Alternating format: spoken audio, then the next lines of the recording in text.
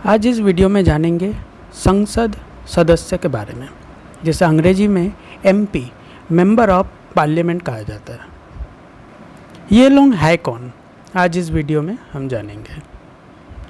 आगे बढ़ने से पहले चैनल को लाइक करें, शेयर करें, सब्सक्राइब करें, साथ ही बेल आइकन को भी ज़रूर प्रेस करें। संसद सदस्य संसद में अपने निर्वाचन क्षेत्र में रहने वाले लोगों का प्रतिनिधि होते हैं।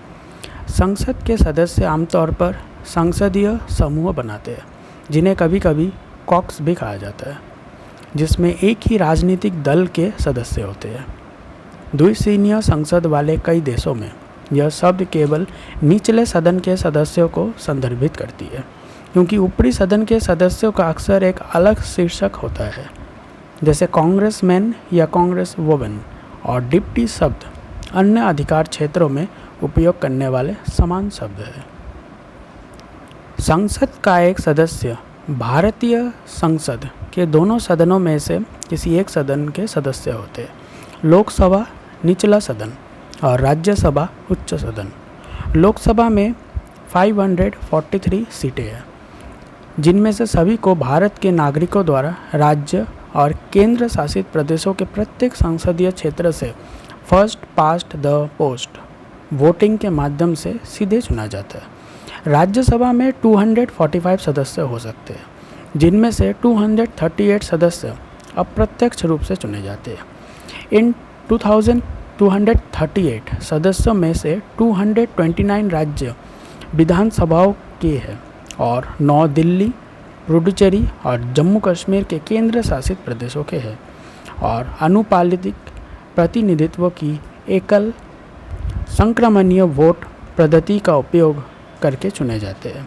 शेष 12 सदस्यों को कला, साहित्य, विज्ञान और सामाजिक सेवाओं में उनके योगदान के लिए राष्ट्रपति द्वारा नामित किए जाते हैं। प्रत्येक राज्य में प्रत्येक सदन में प्रतिनिधियों की एक निश्चित संख्या आवंटित होती है। सरकार बनने के लिए पार्टियां गठबंधन बना सकती है।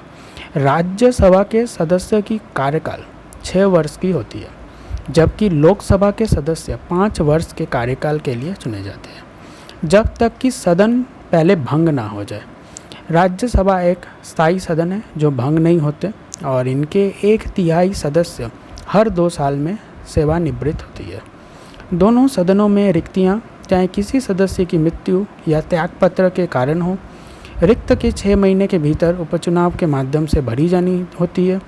तब नव निर्वाचित सदन केवल उस सीट के शेष कार्यकाल तक ही सेवा करती है जिसके लिए वह चुना गया है।